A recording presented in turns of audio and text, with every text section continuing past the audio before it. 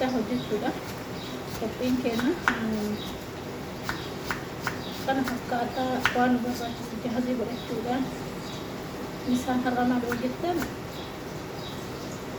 samakii yookiin xaasaa Amaariffaa afaan Oromootiin immoo qurxummii Ingiliffaan fiish. Kanaafuu misaa isiin itti hojjechuudha. Qophiin har'a kan fakkaataa isinirraa bulleetinaa turre waa gadhiisaa hin jirru. Akkasuma jenna hagaa dhuma viidiyoo keenyaan faana tura.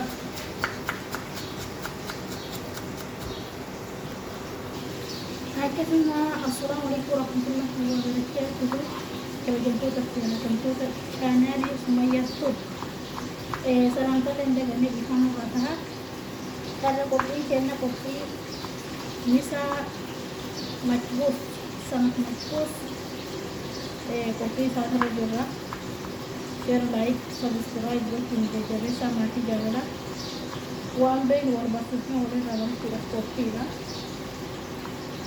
Akka sagaduma viidiyoo keenyaan faana turaasni jecha kabajaaf jaalalaan isin gaafannaa like, share, subscribe gochuudhaan maatii murtaasni jecha kana fakkaataadha qophiin misaa akkuma dura viidiyoo jalqabaa irratti isinii dubbadhe akkasuma jedhataa kabajaa turtoota baratamtoota keenya hanga dhuma viidiyoo keenyaa nu faana turaa.